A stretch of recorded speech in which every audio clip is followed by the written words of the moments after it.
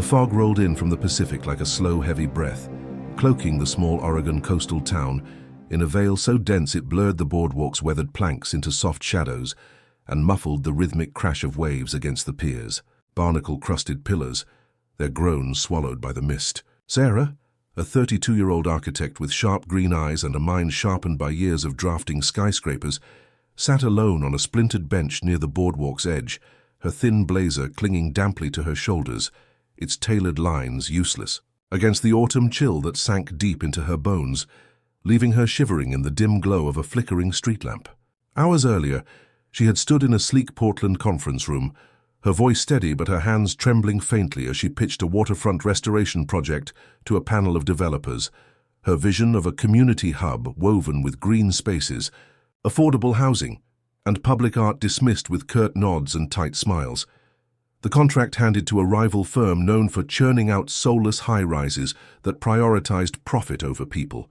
Her briefcase, holding her phone, wallet, and the last threads of her confidence, had been stolen in a distracted moment at a cafe, where she'd lingered too long, replaying the lead developer's smirk and his cutting words. Too idealistic. Sarah, not enough return on investment, leaving her stranded on this boardwalk, with nothing but the weight of her failure and a fever creeping through her veins, born of sleepless nights, endless deadlines, and a relentless ambition that had defined her since she was 21. That was when a car accident stole her parents, leaving her with their legacy of grit, but no map for navigating a world that felt too vast, too cold, too quick to judge. She hugged her arms tightly, her fingers numb, her breath shallow and quick, each exhale dissolving into the fog like a whisper no one would hear, her body trembling as the damp seeped through her blazer, her once impeccable braid unraveling, strands sticking to her flushed cheeks. The boardwalk stretched empty before her, its wooden slats slick with mist, the lights reduced to faint halos that barely pierced the gray, the distant hum of a diner's neon sign, the only pulse in a town that seemed to have turned its back on her, its warmth reserved for those who belonged. Sarah's mind looped through the meeting, the way the developers had leaned back, their eyes glazing over her carefully drawn plans, their voices dripping with condescension as they questioned her focus on community over capital, and she wondered if she had ever truly fit in the polished boardrooms she'd clawed her way into, her father's warm encouragement to keep building and her mother's gentle nudge to find balance, now just echoes in a heart that felt hollow. Her vision blurred, not just from the fog but from the fever's tightening grip, her body sinking deeper into the bench, the rough wood biting into her back as she tried to hold herself upright, her tailored blazer now a sodden weight, her dreams, dissolving like the tide pulling back from the shore, leaving only the hiss of sand and sea. She remembered her father's hands, calloused from years as a carpenter, guiding her small fingers to sketch her first floor plan on graph paper, his voice soft but sure, telling her that buildings weren't just structures, but stories, homes, for lives yet to be lived, places where people could feel safe, seen. Now she felt like a story unwritten, a blueprint torn in half, discarded on the drafting table of her own ambition, her fever burning hotter as her thoughts grew sluggish, each one a heavy stone sinking into the fog's grey sea. Her eyes fluttered, catching the faint glint of the street lamp's reflection on the pier's rusted railing, its light swallowed by the mist, and she wondered if anyone would notice if she stayed here, if the fog would simply erase her, leaving no trace of the woman who had tried so hard to matter, to build something lasting in a world that seemed to value only what glittered. Sarah's hands slipped from her lap, her fingers brushing the bench's damp edge, her body slumping forward, the rough wood the only thing holding her upright as her consciousness began to fray, her breath slowing to faint, uneven wisps that barely disturbed the mist. Her last coherent thought was a quiet ache for warmth, for someone to see her, to pull her back from the edge of this endless grey, a longing for the kind of connection her parents had once promised, a place to belong, a hand to hold in the why. Dark. The town moved on around her, its sounds muffled by the fog, its people tucked into warm homes or bustling diners, unaware of the woman fading into the mist, her heart heavy with the loneliness of a life spent chasing a dream that always seemed just out of reach. She thought of her mother's laugh, bright and fleeting, urging her to slow down, to live, not just achieve, and her father's steady gaze, proud of her drive but worried for her heart, and she wondered if she'd betrayed them both by building a life of plans instead of people.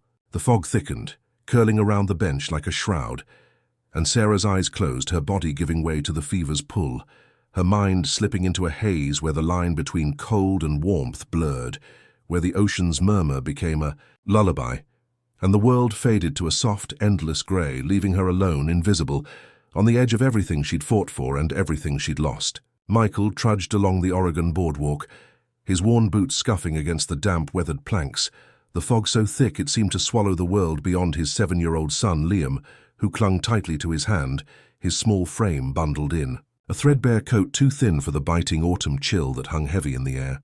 A former carpenter, Michael, now 38, had lost his steady job when the local fish processing factory shuttered 6 months ago, leaving him to cobble together a living from odd jobs, patching leaky roofs, mending fences, anything to keep Liam fed and warm in the abandoned boathouse they'd claimed as a temporary home near the pier's edge, its rusted walls hidden by tangled vines. Their backpack, slung over Michael's broad shoulder, held their sparse essentials: a cracked toothbrush, a half-empty water bottle, a dog-eared book of fairy tales Liam loved to hear at night, and a fraying wool blanket that smelled faintly of salt and wood smoke, their only shield against the coastal damp on nights like this. Liam's steps faltered, his small boots dragging, his cough a persistent rattling sound that had worsened over the past week, cutting through the fog's oppressive silence, each hack tightening the knot of worry in Michael's chest, a fear he buried beneath a steady voice and a forced smile for his son's sake. They moved slowly, circling the boardwalk to stay warm, to stay unnoticed, until they could slip back into the boathouse's dry basement, its concrete floor and sturdy walls a fragile sanctuary from the world's indifference, where Michael had laid cardboard for insulation and stacked driftwood crates to hold their few possessions. His eyes scanned the misty path, always alert for trouble. Cops, locals, anyone who might question why a man and his boy wandered so late. But then he saw her, Sarah, slumped on a bench, her thin blazer soaked through, her pale hands trembling, her face flushed with fever under the faint flickering glow of a street lamp, her body folded into itself, like someone trying to disappear. Liam tugged at Michael's sleeve, his voice small but clear.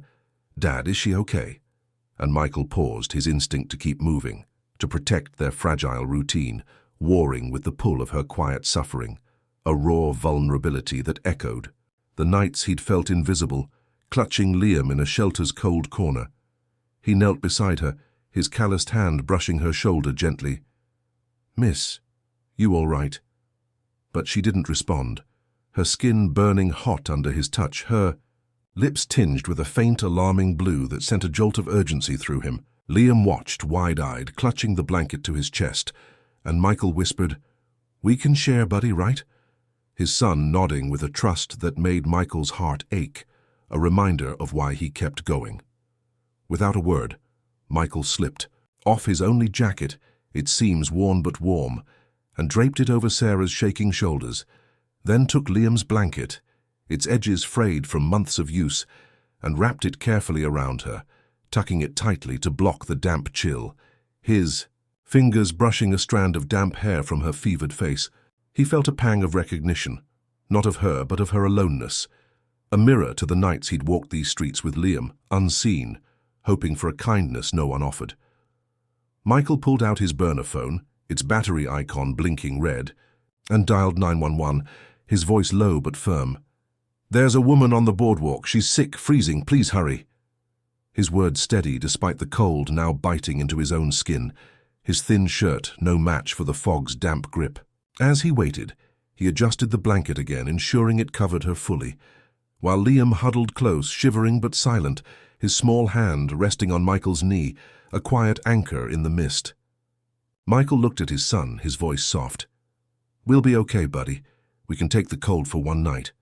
And Liam nodded, his eyes tired but trusting, unaware that the boathouse they called home was part of a property Sarah's firm had bought for redevelopment, a fact that meant nothing in this moment. To Michael, she was just a person who needed saving, and he knew too well the weight of being unseen, the ache of needing a hand no one extended.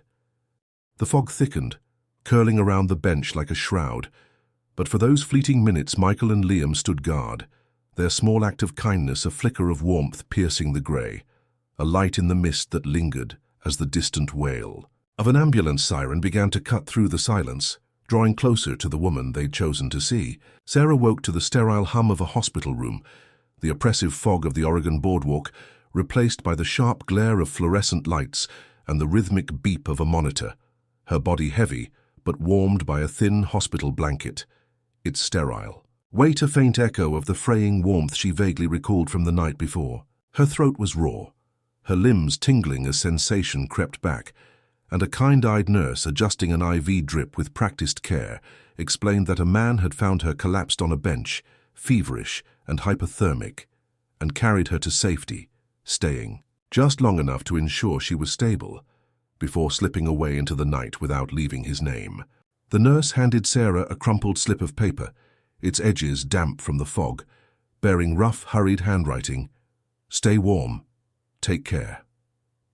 Sarah clutched the note, her heart stuttering as fragments of memory flickered, a gentle voice cutting through the mist, a calloused hand brushing damp hair from her forehead, a blanket tucked around her with a tenderness that felt like more than obligation. Discharged with antibiotics and a warning to rest, she stepped into the chilly dawn, the note folded tightly in her palm, her architect's mind, trained to find patterns in chaos, now fixated on the stranger who had saved her without asking for anything in return, his kindness a lifeline that pierced the isolation she'd carried for years. She returned to the boardwalk, the fog lifted to reveal a grey, overcast sky, the bench empty, its damp slats offering no clues to the man or the small boy she vaguely remembered at his side, their silhouettes blurred in her fevered memory. Sarah's resolve hardened, her need to find him growing into an obsession, a debt she felt in her bones, and she began asking questions. At the diner where locals sipped coffee over greasy plates, at the pier's bait shop where fishermen swapped, stories describing a quiet man with a young boy, perhaps living rough, his voice low and steady, his eyes kind but tired. No one knew them, their shrugs and blank stares only fueling her determination, each dead end a reminder of how easily people could vanish in a town that moved on without looking back. She visited the boathouse her firm had acquired for redevelopment, a crumbling relic of the town's fishing days, its rusted door creaking under her touch, and paused inside, her eyes catching faint signs of life, a swept corner, a child's crayon sketch of a boat taped to a concrete wall, a faint whiff of wood smoke lingering in the air. Her heart raced. This was no coincidence, but the space was empty, the lantern cold, the silence mocking her search.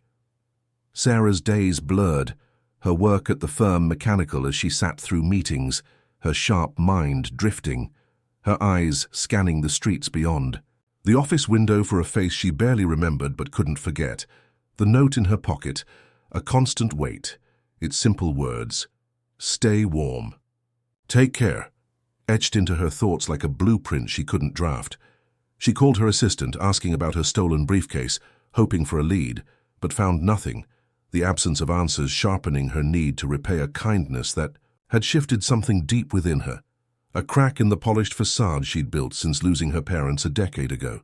She returned to the boardwalk at dusk, the ocean's murmur a quiet companion as she sat on the same bench, its rough wood familiar under her gloved hands, and read the note again, its simplicity cutting through her world of contracts, deadlines, and corporate games. A world where no one had ever stopped to see her, not like he had. Sarah, who had built her life on precision and control, felt unmoored by this mystery, haunted by a stranger who had seen her at her most vulnerable and chosen to act, giving what little he had when he could have walked away. She whispered, "Thank you," to the empty air, her breath visible in the chill, her gratitude mingling with a quiet resolve to find him, to understand why he'd offered warmth to a woman he didn't know, in a moment when the world had turned its back on her, leaving her to fade into the fog.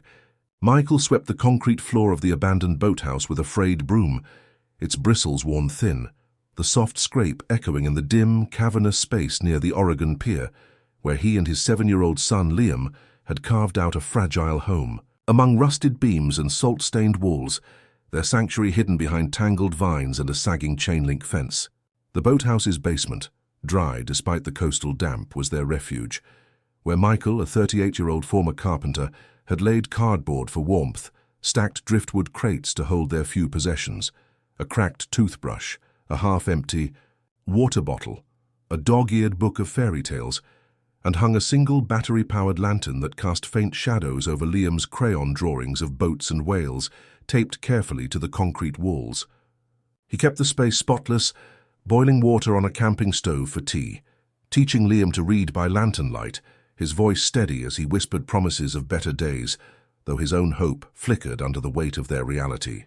Liam's cough, a persistent rattle that had worsened over the past week, pierced Michael's heart, each hack a reminder of the medicine he couldn't afford, his last trip to the pharmacy ending with a $5 bill crumpled in his hand, not enough for even half a bottle of syrup, forcing him to walk away, his jaw tight with shame. They lived quietly, moving like ghosts to avoid notice, but whispers of the boathouse's demolition for a redevelopment project reached Michael through a local handyman, a threat that loomed like the fog outside, leaving him sleepless, his mind racing with questions of where they'd go next, how he'd keep Liam safe. He knelt beside his son, curled under their last blanket, Liam's cheeks flushed with fever, his voice faint as he murmured, "Dad, tell me the story about the lighthouse." Again, and Michael began, his voice soft but sure, weaving a tale of a beacon guiding ships home, though his own felt lost in the dark. That afternoon, the boathouse door creaked open, and Sarah stepped inside, her architect's eyes scanning the space, pausing on the neat stacks of crates, the child's drawings, the faint warmth of a life carefully tended despite its fragility. She froze when she saw Michael, crouched over Liam, a damp rag pressed to the boy's forehead, his body instinctively shielding his son as their eyes met, hers wide with recognition, his guarded, wary of intrusion. Sarah's voice, soft but certain, broke the silence. "It's you." And Michael tensed, his hand tightening on the rag, unsure of her intent until she knelt beside Liam, her fingers brushing his fevered brow, her face mirroring the same quiet resolve Michael had shown on the boardwalk that cold night. She didn't hesitate, her tone firm but kind. "He's sick, we're going to a clinic." And though Michael's pride bristled, the urgency in her eyes and Liam's shallow breaths silenced his protests. He gathered his son in his arms, the boy limp and warm, and followed Sarah into the daylight, the boathouse's shadows falling behind them like a shed skin. Unspoken between them was the truth that bound their lives. The boathouse, a shelter for Michael and Liam, a project for Sarah's firm, had brought them here to this moment of recognition, where the man who had given his jacket to a stranger now stood in her debt, his guard lowered by necessity and the faint echo of her gratitude. The air outside was sharp, the fog thinning to reveal the pier's silhouette, and as they moved toward Sarah's car, Michael glanced back at the boathouse, its rusted door ajar, a place that had held them together through the coldest nights, but now felt like a chapter closing. Sarah's presence, her quiet determination, stirred something in him, a memory of the boardwalk, of choosing to stop when he could have kept walking, and he realized she was repaying a kindness he hadn't thought twice about, her resolve as steady as his own had been. Liam stirred in his arms, his cough softer now, and Michael whispered, "We're going to be okay, buddy," his voice carrying a conviction he hadn't felt in months, as if Sarah's certainty had kindled a spark in the dark, a light to guide them forward from the boathouse's shadows into something new, something shared. The clinic's fluorescent lights buzzed faintly, casting a stark glow over the sterile waiting room, where Michael sat on a hard plastic chair, his hands clasped tightly, knuckles white, his eyes fixed on the pale blue curtain that hid Liam, whose fever was finally easing under the steady drip of fluids and antibiotics, each beep of the monitor a small reassurance that his son would be okay. Sarah stood nearby, her tailored coat draped over her arm, her face calm but unreadable, a quiet strength in her posture that seemed to hold the room together. Her architect's precision now turned to a purpose beyond blueprints or boardrooms. She had driven them here without hesitation, her voice cutting through Michael's protests in the boathouse with a firm, "You saved my life, this is nothing," and paid the clinic bill with a swipe of her card, brushing off his murmured objections. With a wave of her hand, her eyes meeting his with a gratitude that needed no words. Michael's pride stung, But Liam's pale face and shallow breaths had silenced his resistance.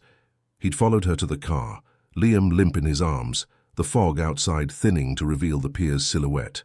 A world that felt less hostile. With her at his side. Back at the boathouse, Sarah offered her small apartment above her office as a temporary home, insisting the damp basement wasn't safe for Liam's recovery, and Michael, seeing the concern in her eyes, agreed. His heart, heavy with the weight of accepting help, but lighter with the knowledge that Liam would sleep somewhere warm.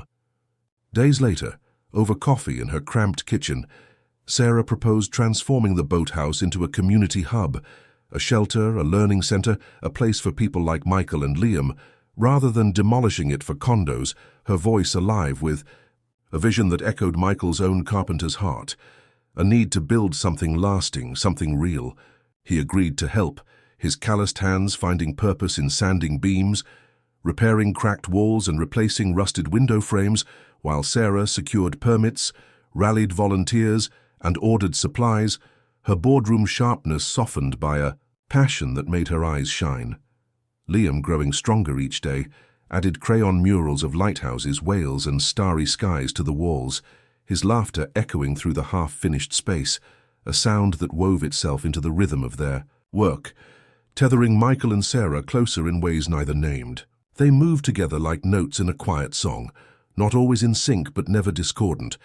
Sarah passing Michael a hammer when his was out of reach, Michael fixing a creaky door in her office she hadn't noticed, small acts that built a bond, not of romance but of shared respect, a mutual recognition of the scars they carried, the losses they didn't speak of. Volunteers noticed their ease, the way Sarah's hand lingered when she handed Michael a paint roller, or how Michael's shoulders relaxed when she read to Liam from the fairy tale book, her voice soft but sure, but no one asked. The connection, as natural as the tide rolling in. Evenings found them around a folding table in the boathouse, sharing coffee and leftover sandwiches. Liam sketching nearby, his cough replaced by chatter about sea monsters and pirate ships. His small world, expanding in the glow of their makeshift family. Sarah felt a warmth she hadn't known since her parents' voices faded a decade ago, a sense of home in the laughter and quiet moments, a place where she wasn't defined by her title or her losses. Michael, too, felt the weight of years alone. Lighten? His guard lowering as Sarah's presence filled the boathouse's corners, her determination matching his own, her smile a reminder that he wasn't just surviving, but building something new. She never asked about the nights he and Liam had spent in shelters, the cold floors and empty stomachs, just as he never pressed about the loneliness that had left her on that boardwalk bench, feverish and forgotten. But their silence was full, not empty. A trust built on what they'd already given each other, a jacket, a blanket, a chance to be seen.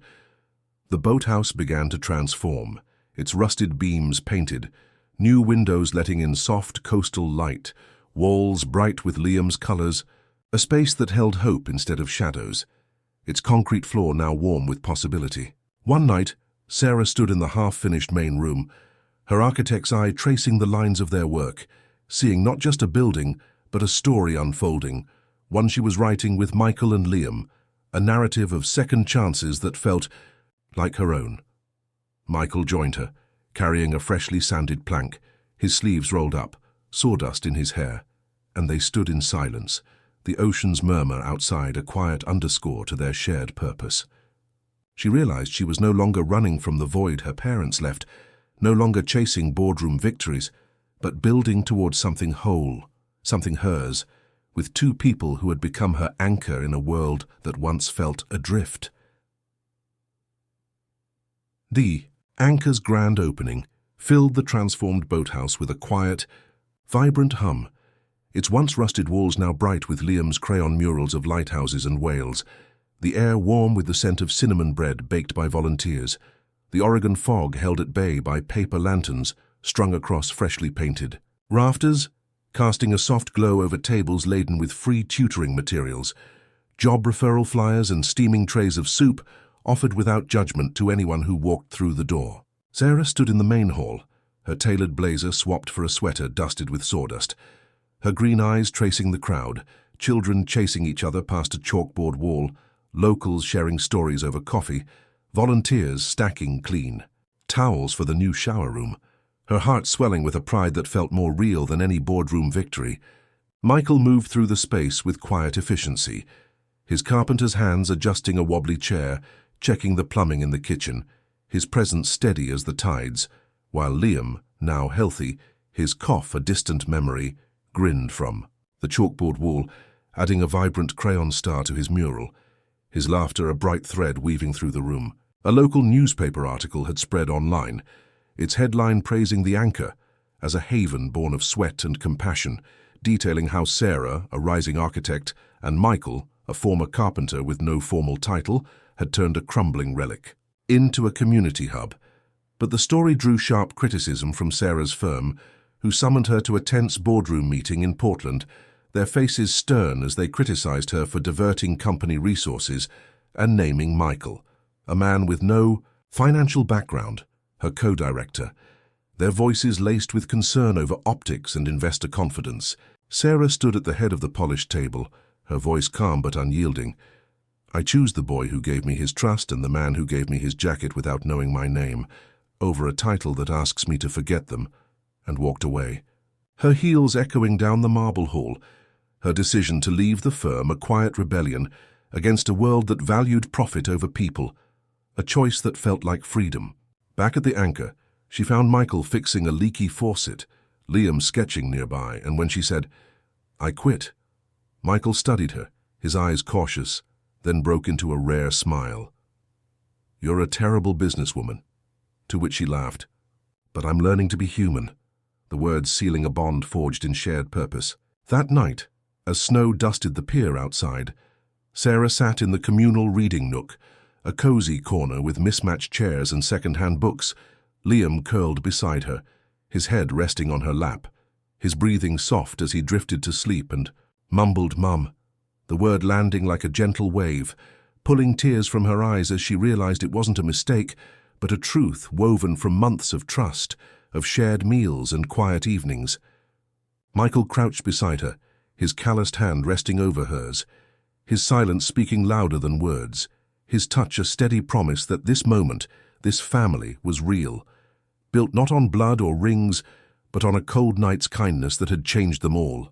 A photo display lined the far wall titled "Moments of Grace," its snapshots capturing the boathouse's transformation. Volunteers painting walls, Liam's murals taking shape, strangers turned friends sharing soup. But the centerpiece was Sarah's photo of the boardwalk bench, a worn jacket draped over its damp slats captioned, "One kind act can anchor a life," a quiet testament to the night that had brought them together.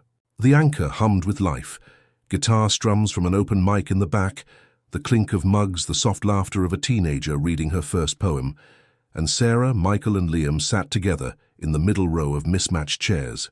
No fanfare, just the three of them in the glow of shared purpose, their bond unspoken but unshakable. People noticed, of course, the way Sarah's hand lingered on Michael's shoulder when she passed him a tool, or how Michael stepped instinctively between her and a raised voice, his protectiveness as natural as breathing. But no one asked, their connection as clear as the lantern's light. Sarah had moved into a loft above the old storage office, Michael and Liam in a similar space across the hall, their doors never locked, dinners shared around a folding table, Liam bouncing between them like a bridge that tied their worlds together. As the slideshow flickered across a makeshift screen, showing children painting, volunteers hugging and Liam's starry murals, Sarah felt a peace she hadn't known since her parents' voices faded, a sense that she was no longer a guest in her own life but home, anchored by two people who had seen her at her lowest and chosen to stay. Michael, watching her, felt the weight of years alone lift, his heart steady in a way it hadn't been since Liam's mother left. The boathouse, no longer a hiding place, but a foundation for something whole. The night closed with a volunteer strumming a guitar by the window, the melody soft against the snow outside, and Sarah looked at the photo of the bench, the jacket, the moment that had changed everything, knowing that the Anchor wasn't just a building, but a story of small brave kindnesses, of a family forged in fog and second chances, a home where no one was invisible,